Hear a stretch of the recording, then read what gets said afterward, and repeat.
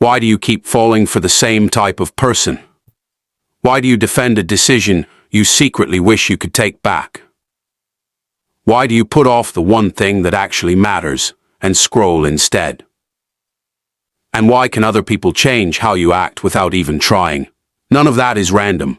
Psychologists have studied these patterns for decades, and these 10 theories explain an uncomfortable amount of what you do every single day. We're breaking down 10 of the biggest ideas in psychology. The ones that quietly shape your habits, your relationships, and your choices. These aren't magic keys, and they're not diagnoses. They're frameworks. Useful lenses. Real people are always messier than any one theory, but stick around because the last one might explain something strange, why knowing exactly what's good for you still isn't enough to make you do it. Let's start the countdown. Number 10. Cognitive dissonance. You pay for a gym membership you barely use, and instead of admitting that, you hear yourself say, "It keeps me accountable." Even though you haven't been in weeks, that uncomfortable gap has a name: cognitive dissonance. When your actions and your beliefs don't match, it feels bad, so your mind quietly rewrites the story until they line up. Leon Festinger showed that we'd often rather bend the belief than change the behavior. You see it everywhere. Someone complains about their job every single day, but the second a friend criticizes it, they defend it like it's family. Here's the thing. We don't just make choices and move on. We build a case for them, mostly to protect how we see ourselves. So next time you're defending something a little too hard, ask yourself, am I protecting the decision or protecting my image of who I am? Number 9. Attachment theory. One unanswered text and your stomach drops, or the opposite, someone gets close and you suddenly need space you can't explain. That's your attachment style talking. Based on work by John Bowlby and Mary Ainsworth. The idea is simple. How you connected with caregivers as a kid shapes how you handle closeness now. Some people crave reassurance, some pull away, some feel steady. Picture two people in a relationship. One texts more when they're scared, the other goes quiet. Both are anxious, they just cope in opposite ways, and each one makes the other worse. But here's a fair warning. These styles aren't fixed boxes you're stuck in for life. They shift with different people, and they change over time. Still, it's worth asking. When you feel that pull to cling or to run, is it really about right now? Or is it an old pattern showing up again? Number 8. Social learning theory. You swore you'd never say the things your parents said. Then one day, the exact phrase comes out of your mouth. Same words, same tone. Welcome to social learning theory. Albert Bandura showed that we don't learn everything through reward and punishment. A huge amount we just absorb by watching other people, then copy without noticing. Think about a new hire on their first week. Nobody hands them a rule book on how blunt to be in meetings. They watch the room and match it within days. This is bigger than it sounds. A lot of what you call your personality is really behavior you picked up from whoever you spent the most time around. So who did you learn your habits from? Because odds are, you're still running some of their code. Number 7. Social identity theory. Your team wins a game you didn't play, and you feel genuine pride. Someone insults your city, your school, your favorite brand, and it stings like it's personal. That's social identity theory. Henri Tajfel found that people build a big chunk of their self-worth from the groups they belong to. We won. They lost.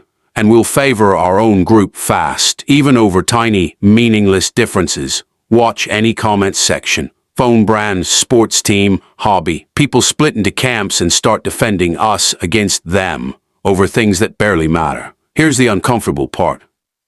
The same instinct that gives you belonging and community is the same one behind prejudice and needless division. Same wiring, worth noticing which teams you're on and whether you actually chose them or just got sorted in. Number 6. Operant conditioning. You pick up your phone to check one thing. 20 minutes later, you're still scrolling, and you couldn't tell me what you were even looking for. That's operant conditioning at work. B.F. Skinner showed that behavior grows when it gets rewarded, And the strongest hook of all isn't a steady reward. It's an unpredictable one. That's the pull to refresh feeling. Sometimes there's something great waiting. Usually there's nothing. That maybe is exactly what keeps your thumb moving. It's the same design that makes slot machines so hard to walk away from, which flips something around. That habit you can't seem to break might not be about willpower at all. It might just be very well trained. So ask yourself, what's the little payoff keeping this loop alive? Number 5. Learned helplessness. You send out 40 job applications, 40 rejections, or just silence. Now the listings are right there in front of you, and you don't even open them. That's learned helplessness. Martin Seligman found that when effort keeps failing, people eventually stop trying, even once a real chance appears. You learned that the outcome was out of your hands. You'll see it in someone who's tried to get in shape and failed so many times they won't try again. Not because they're lazy, because part of them decided it's pointless. And here's a fair update.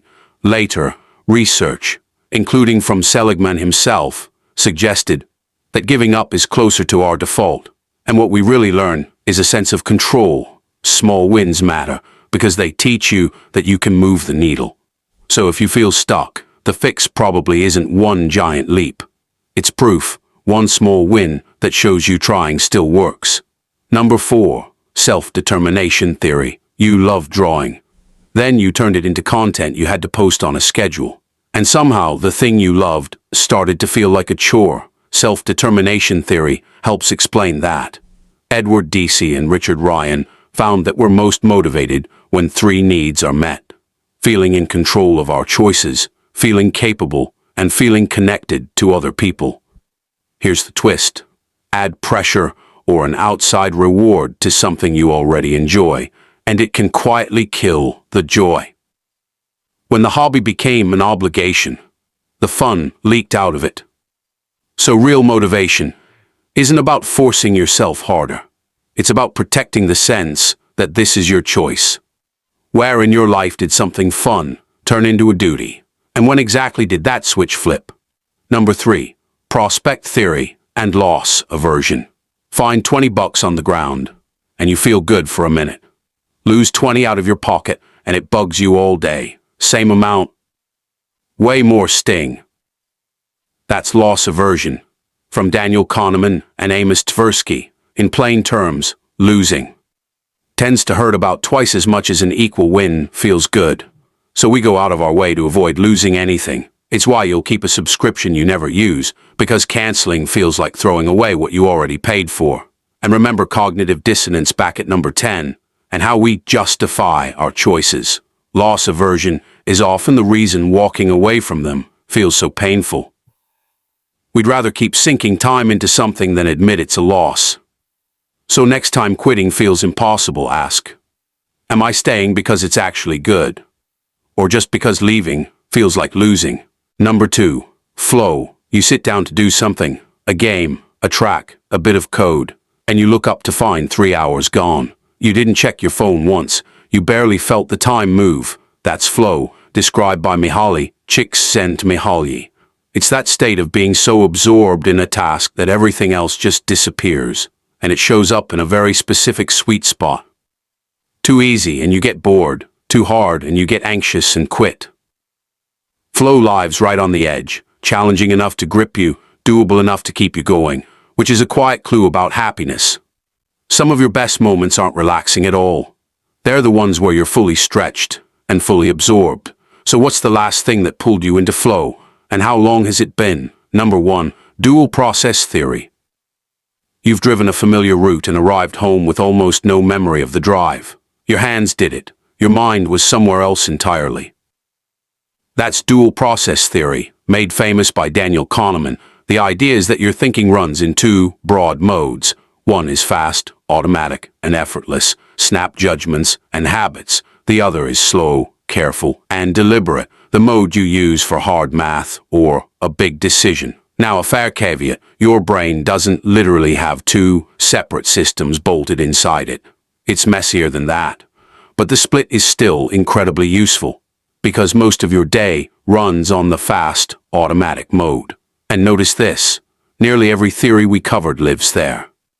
justifying choices, chasing the scroll, reacting from old patterns, mostly automatic. Which is the real answer to why knowing better isn't enough. Knowing lives in the slow mode. But in the moment, the fast one is already driving. So here's what ties it all together. Almost nothing you do comes from a single cause.